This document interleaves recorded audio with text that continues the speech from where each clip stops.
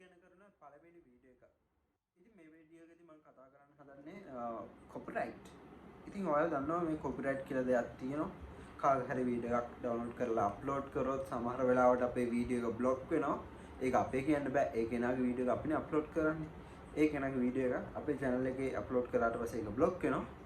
ඊට අමතරව මොකක් හරි මියුසික් ක්ලිප් එකක් එහෙම නැත්නම් සින්දුවක් ඒ වීඩියෝ එකට දාලා ඒක අප්ලෝඩ් කරාට පස්සේ ඔයාලට Gmail එකක් එනවා. එහෙම නැත්නම් YouTube Studio එකේදී බලා ගන්න පුළුවන් copyright claim කියලා එකක් ඇවිල්ලා තියෙනවා.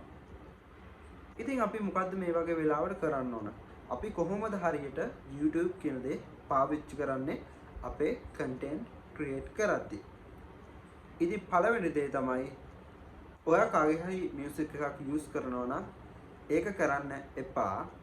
ඔයා නැත්නම් cover songs කරනවා නම් ඒක ප්‍රශ්නයක් නෑ. ඒත් copyright claims එනවා. ඉතින් ඔයා ඒක ආසාවෙන් කරන දෙයක් නේ.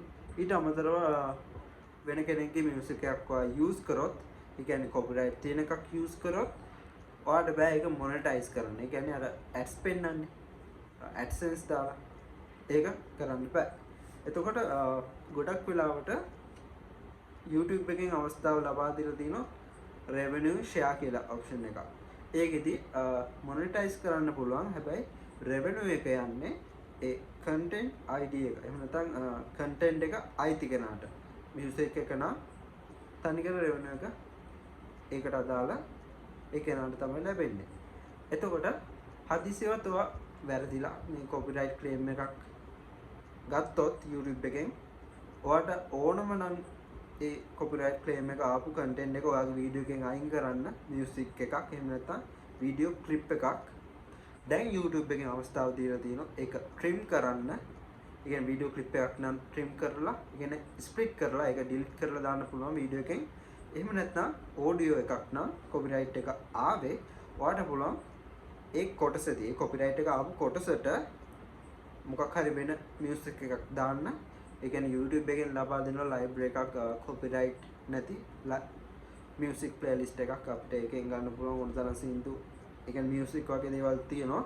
ඔයාට ඕන Google search කරලා බලන්න පුළුවන් YouTube non copyright music කියලා. ඊට පස්සේ ඒ library එක බලා ගන්න පුළුවන්.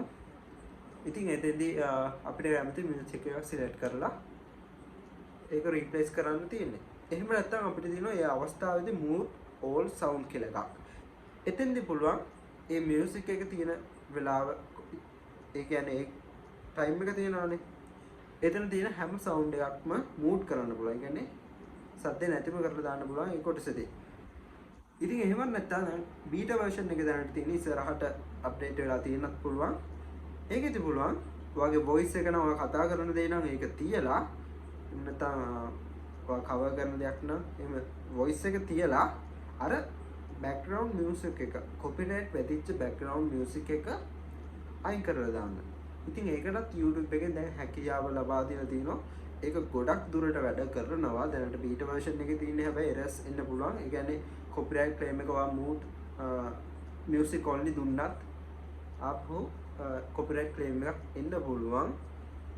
එතකොට කොහොමද ඔයාගේ copyright claims ආපු videos හොයාගන්නේ?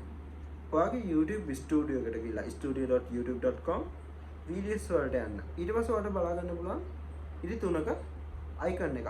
ඒක click කරලා ඔයාලට පුළුවන් copyright claims කියලා තියෙන option එක select කරන්න. ඊට පස්සේ ඔයාලට ඔක්කොම videos list එකක් විදිහට බලා ගන්න පුළුවන් copyright claims ආපු. ඒ විදිහට ඔයාලට copyright claims ආපු දේවල් monetize කරන්න බෑ YouTube එකේ. තව දෙයක් තියෙනවා. ඔයාලට YouTube monetization, ඒ කියන්නේ YouTube partnership program එක ලැබිලා නම් තියෙන්නේ. ඔයා වෙන කෙනෙක්ගේ YouTube channel එක තියෙන videos download කරලා ඔයාගේ channel එකට upload කරොත් ඒකට copyright claim ආවෙ නැතත් ඔයා දකින්න ඇති ඔයාට මේ videos monetize කරන්න පුළුවන්. කරලා තියෙනවා නම් ඒ වැඩේ කරන්න යන්න එපා.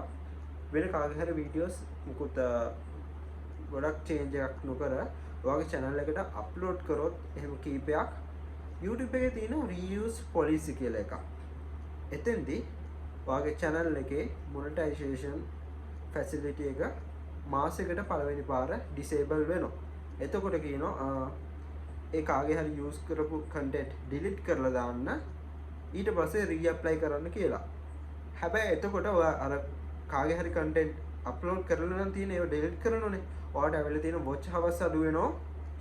subscribers අඩු වෙන්නේ නැහැ නේ කොහොම? watch hours අඩු වෙනවා. ඉතින් ඔයා 4000 පිරුණ ගමන් නම් apply කරේ අර reuse content එක හින්දා AdSense disapprove වුණොත් එහෙම නැත්නම් AdSense ලැබිලා තියෙද්දි disapprove වුණොත් එතකොට මාස් එකට disable වෙනවා. ඒක නිසා ඔයා කාගේවත් videos upload කරන්න යන්න එපා educational change එකක් නොකර. ඉතින් ඒක තමයි copyright claims ගැන කියන්න තියෙන්නේ. හරි. එතකොට YouTube එකේ තියෙනවා copyright strike කියලා එකක්. ඒකට හේතුව මොකද්ද? copyright claim කියන එකයි copyright strike කියන එකයි දෙකක්. copyright strike එකක් එන්නේ ඔයා කාගේ හරි video content එකක් use කරලා තියෙනවා නම්, audio එකක් use කරලා තියෙනවා නම් ඒකේ author ඔයාට ඒ කියන්නේ ඔයාගේ video එක YouTube එකට complain කරොත්, එහෙම නැත්නම් removal request එකක් කරොත්, ඒ කියන්නේ ඒක ඔයාට ලැබෙන්නේ. ඒක YouTube එකේ block වෙනවා. ඒ වගේම ඔයාට මෙහෙම notification එකක් එනවා ඔයාගේ video එකට copyright strike එකක් ඇවිල්ලා තියෙන්නේ, video එක අයින් වෙනවා කියලා මෙන්න මේ කාලය ඇතුළත. හැබැයි copyright strike එකක් valid time එකක් තියෙනවා. ඊට පස්සේ ඒක අයින් වෙනවා. හැබැයි මතක තියාගන්න copyright claims එකපාරට 3ක් ආවොත් මම හිතන්නේ මාස 3ක් ඇතුළත ඔයාගේ channel එක disable වෙනවා. ඔයාට අලුතෙන් YouTube channels හදන්නත් බෑ. ඉතින් එතකොට lifetime ඔයාව disable කරලා දෙන YouTube partnership program එකේ.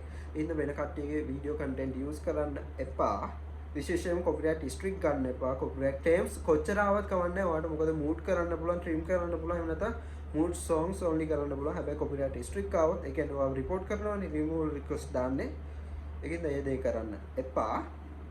ඉතින් මට මේ දේවල් තමයි copyright ගැන කතා කරන්න ඕනුනේ මේ වීඩියෝ එකේදී. අපි තවත් YouTube ගැන කරන තවත් වීඩියෝ එකකින් හමු වෙමු.